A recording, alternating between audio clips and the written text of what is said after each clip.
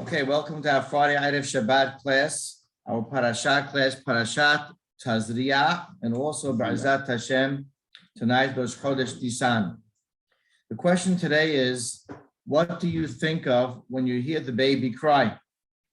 Baruch Hashem, we live in a community, a lot of farach, a lot of occasions, including a lot of occasions to be at a Brit Milah. And of course, we hear the baby cry. What goes through our mind? Some people think Hazit, they feel bad for him. A lot of people, thank God, today are more engaged in the holiness of these occasions and prayer. It's an Eitarason. People start praying for their families and health and livelihood, etc.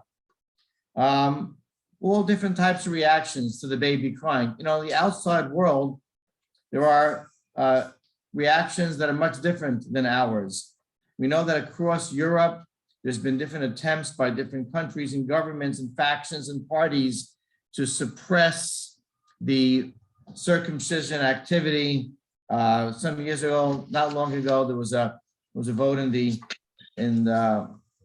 Germany in the government there, and after the dust settled, the result of the attempt to suppress and to make circumcision illegal wasn't that successful, but it ended up really scaring a lot of people and mohalim and circumcisers. It was temporarily suspended even in Berlin for some time, circumcision. Other countries in Europe had made that attempt. It's really a warped sense of morality. It made its way across the Atlantic Ocean, unfortunately. And in our country, in the United States of America, there's a lot of sentiment for anti-circumcision. Even among, unfortunately, Jews. In America, they have what they call it the anti-circumcision movement is called the pro-intact movement. You have actually, by the way, there was on an election ballot in San Francisco some years ago. Medicaid had actually stopped covering circumcision in 16 different states. And there are actually, unfortunately, Jewish groups, more than one, a handful of Jewish groups against the Milah, the Brit Milah, against circumcision. One, for instance, called Beyond the Bris. And they oppose it on ethical grounds, so to speak. But again, it's a very distorted sense of ethics and morality. And it's very hard for us to relate to that. But across the spectrum, the population of Earth has different reactions to the baby crying. So how should we react? Well, of course, Torah Kedusha wants us not just to engage in an actual mizvah physically, wants us to engage intellectually in the mizvah, emotionally in the mizvah, and tap into what the meaning behind the mizvah is. So here we are at the Brit Milah.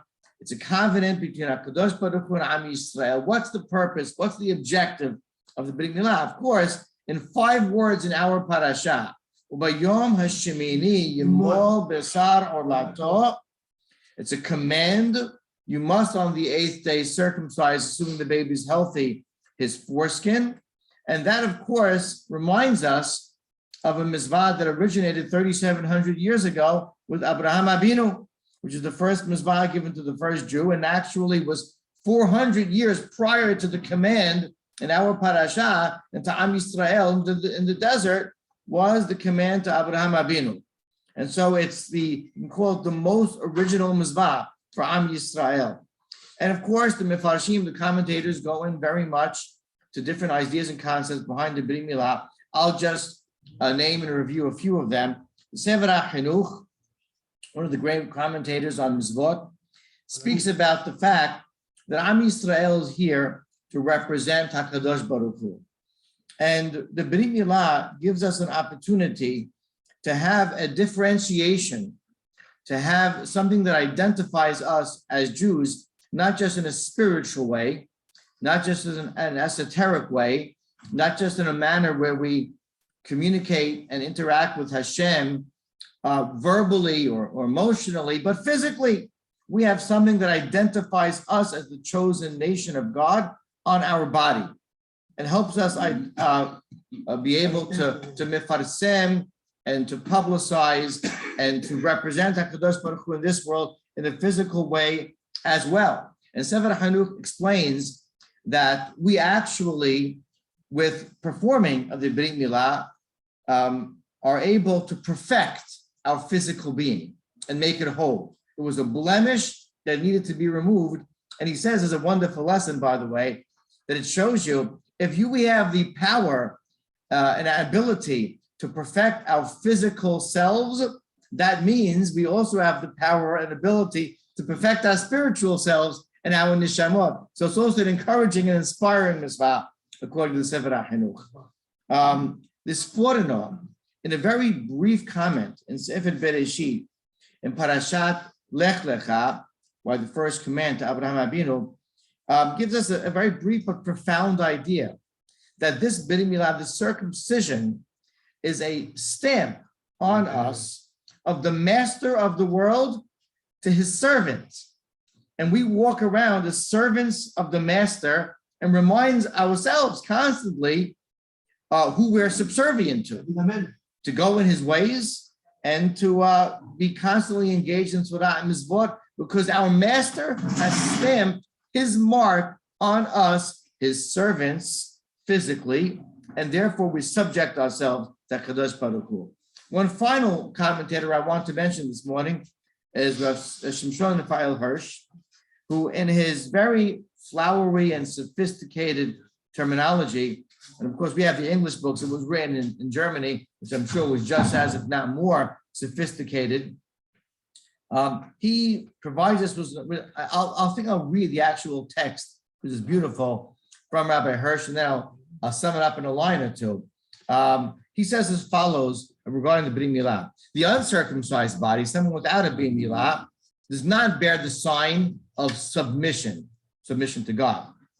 With cutting away the foreskin, which is the Brit Milah, the whole body receives a stamp of submission to the spirit, carrying out the divine law of morality. Meaning, physically speaking, when we have the confidence on our body, just like our soul is subject to God, we submit ourselves to God, so to the body, and submitting ourselves to the general framework of morality that the Torah HaKadoshah provides for us. And he concludes by saying that the Jewish covenant, the Torah, demands at the very first condition, meaning the first law given to Abraham, the moral submission of all bodily urges, and only allows a true godly life to blossom.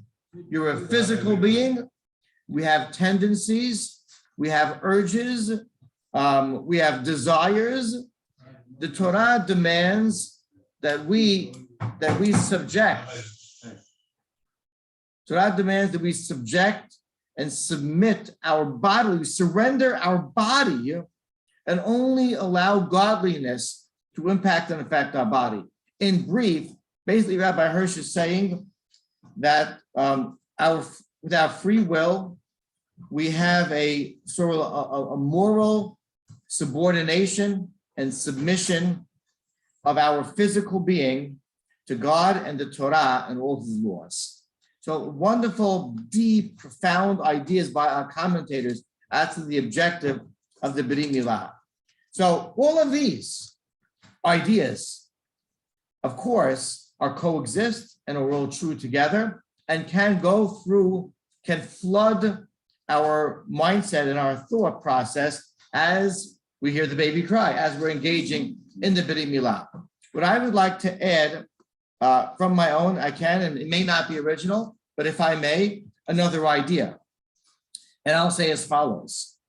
When I hear the baby cry, what I think of is that another member has just joined the club. Welcome aboard. This is the most exclusive club on earth.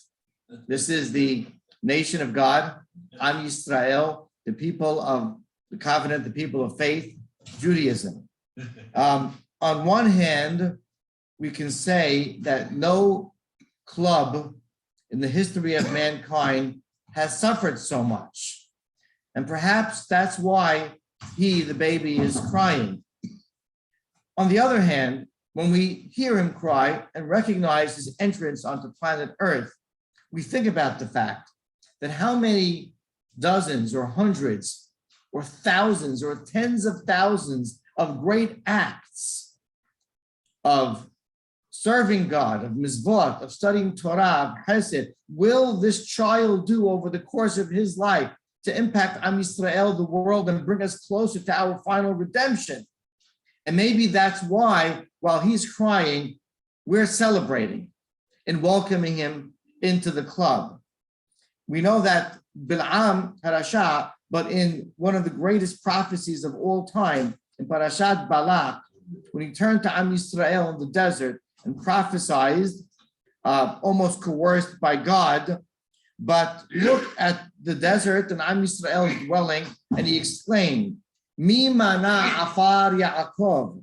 He said, who can count the dust of the children of Yaakov? And the Midrash famously says that he realized the foreskins, as per halakha, buried under the ground in the desert, in the Brit Milah. And he said, who can possibly man up to and relate to and measure up to the great holiness of Am Yisrael, who has this covenant with God, his Brit Milah, this physical bond with the creator of the world. And he said afterwards in the next pasuk, Tamod nafshi mot yesharim uti ahritit kamohu. I would like that destiny also. I want to share that destiny. I want to be part of that covenant. And to him we answer, I'm sorry, there's an exclusive membership. You can't be part of that covenant. It was given to us. And so the baby cries, and another member enters the club. He might be crying, but we're laughing and we're celebrating because we understand how exclusive that club is. We know for all the incredible reasons of the Brit Milah that he's just been given the opportunity to join myriads and millions of ancestors that we've had as part of the exclusive nation of Am Yisrael, to join and to enter, not just spiritually, but physically, the nation of God, and have the opportunity to represent HaKadosh Baruch Hu on this earth. Shabbat Shalom and Chodesh Tov. Shalom, Rabbi.